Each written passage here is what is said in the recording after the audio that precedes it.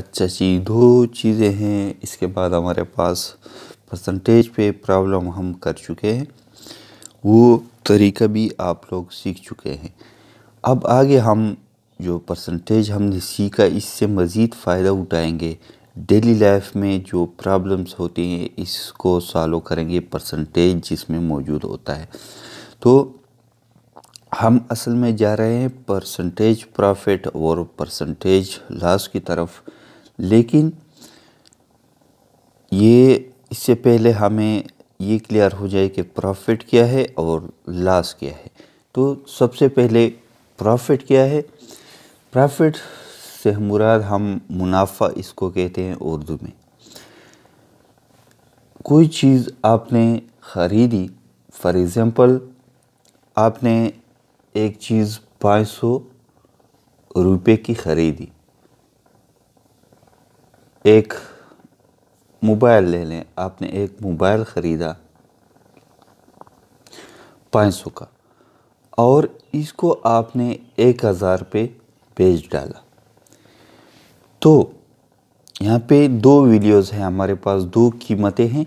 सबसे पहले है हमारे पास 500, इसको हम कीमत ख़रीद या फिर कॉस्ट प्राइस कहते हैं अंग्रेज़ी में। दूसरा है हमारे पास 1000 जिस पे हमने मोबाइल को फ़रोख्त किया, इसको हम कीमत फ़रोख्त या फिर सेल प्राइस कहते हैं।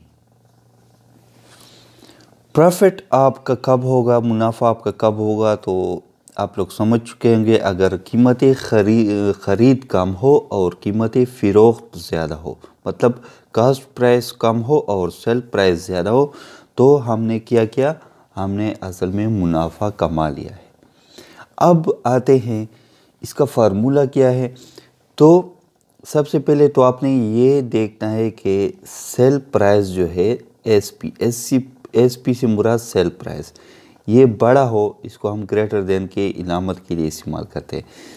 कॉस्ट प्राइस से तो हम कहते हैं कि हमने क्या प्रॉफिट कमा लिया है।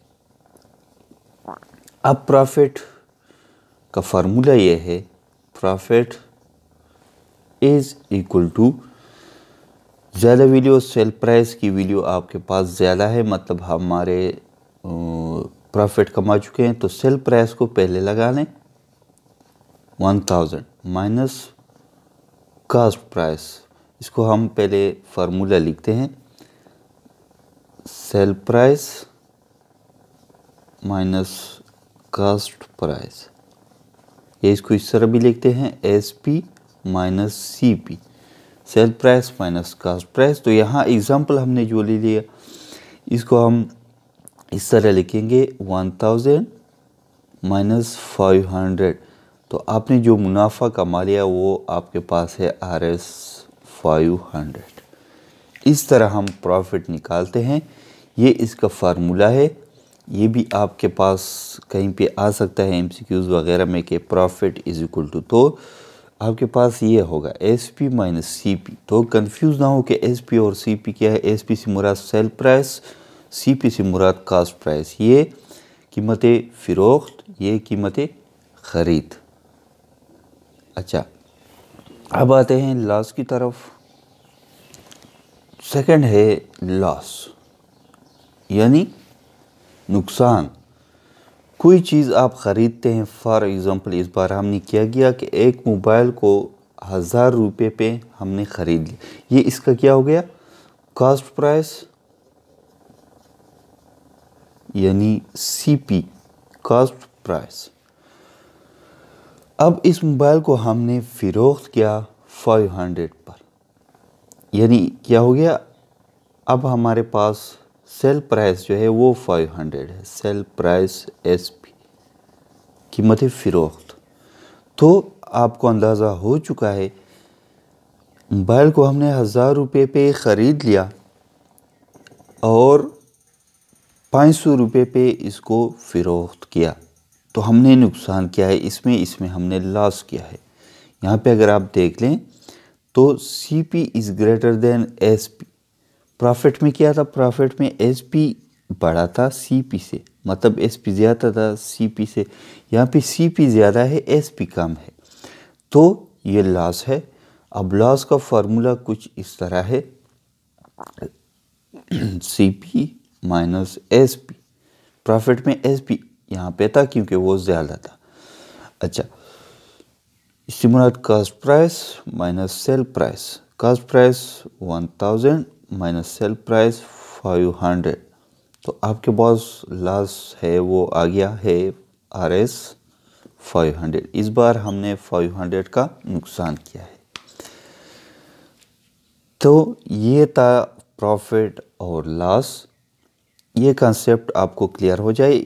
इस पे जो बुनियादी चीज़ थी वो फार्मूला था, ये आप लोग सीख लें। इसमें आप CP और SP आपको मालूम होना चाहिए कि ये असल में क्या है, क्योंकि आपको ऑप्शन में दे सकते हैं loss is equal to, option में कहीं पे क्या होगा कहीं पे क्या होगा, तो कहीं पे इस तरह भी होगा CP माइनस SP, किसी ऑप्शन में इस तरह भी होगा SP माइनस CP। तो कंफ्यूज ना हो, ये कॉस्ट प्राइस कीमत ख़रीद, ये सेल प्राइस कीमत फ़रोख्त।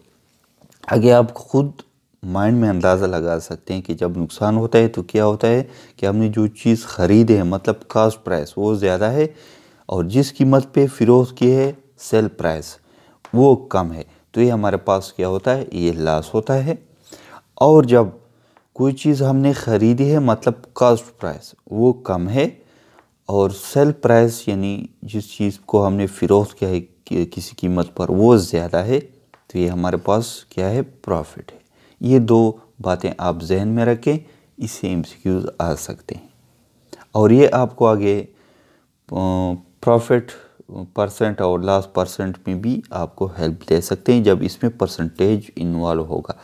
और इसके साथ डिस्काउंट जो है वो भी हम पढ़ेंगे, लेकिन डिस्काउंट अच्छा यहाँ पे ही डिस्कस कर लेते हैं डिस्काउंट को भी, फिर आगे परसेंटेज में आप लोगों के लिए आसानी होगी। डिस्काउंट क्या है, आप लोग कोई चीज़ ख़रीदते हैं और दुकानदार से कहते हैं यार थोड़ा सा डिस्काउंट तो दे दें। इसका मतलब ये होता कि आपके पास जो दुकानदार ने जिस चीज़ पे सेल प्राइस जितनी लगाई है इसमें आपके साथ गुजारा कर लेते हैं और कुछ हिस्सा इसका आपके लिए छोड़ देते हैं, तो इसको हम डिस्काउंट कहते हैं। फॉर एग्ज़ाम्पल एक मोबाइल है हमारे पास, इसकी कीमत 1000 रुपये है, ये इसकी सेल प्राइस है, दुकानदार ने इस पे लगाया है कि ये मोबाइल हम 1000 रुपये का दे रहे हैं। आपने इससे पूछा कि आप डिस्काउंट कितना देंगे, तो वो कहते हैं कि हम 50 रुपीज़ का डिस्काउंट देते हैं।